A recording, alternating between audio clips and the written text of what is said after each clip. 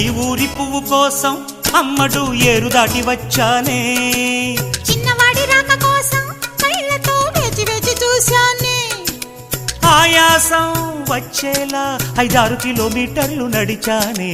హాయి హాయి హాయి భలే హాయి హాయిలే, ఈ జోరు నీకేలా సంధిపోతు దాకా నువ్వు ఆగలేవా? ఆగలేను నేను, గుండెలో ఆగడాలు రగిలే.